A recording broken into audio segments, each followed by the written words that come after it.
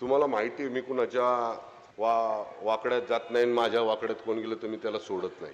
अरे बघू तरी तुझ्यात किती ताकद आहे. गेलो आम्ही वाकड्यात, आता बघू काय करायचे ते. एवढेच तुला बघायचंच आहे आम्हाला, तर बघ आता बघू. आम्ही सुद्धा, आम्ही पण काय असं नुरा कुस्ती घालणारे लोक नाही. अरे आम्हाला घरातून जेव्हा जन्म होतो तेव्हा पहिला लंगूट बांधला जातोय. तो आम्हाला लढायची भाषा करायची नाही. आम्ही नम्र आहोत, नम्र राहणार. तुम्हाला अख्ख्या महाराष्ट्राला माहिती, मी जर कुणाचं ठरवलं तर त्याचा कार्यक्रमच करतो. अरे तू कार्यक्रम करतो तर आम्ही काय बांगडे घातलं? अरे आमचे या रणरागिणीच तुझा कार्यक्रम करतील. जेव्हा पोराला खासदार करायचं होतं तेव्हा संजोग चला, संजोग भाऊ निघाले गाडी घेऊन टू व्हीलरवर, माग बसलाय लेख त्यांचा, आणि निवडून दे ह्याला.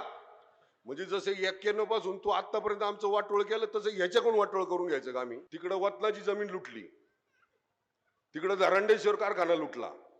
70,000 कोटीचं जेव्हा मोदी साहेब बोलले 70,000 कोटीचा घोटाळा 100% सजा होणार, संध्याकाळी तर भाजपमध्ये आम्हाला लागले सांगायला गुंडगिरी गुंडगिरी गुंडगिरी. अरे तुमच्या गुंडगिरीमुळे ज्या शहराची वाताहत झालती. देवेंद्र भाऊ सारखं एक महाराष्ट्राचं लोकप्रिय नेतृत्व आपल्या सगळ्यांच्या मागे आहे. इतकं सगळ्यांचं ऐकून घेतात, गप बसतात बसतात बसतात.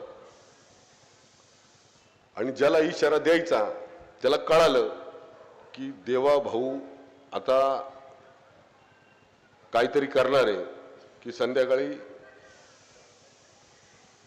70,000 कोटीचा घोटाळा काढणारे संध्याकाळी लगेच जमा होतात.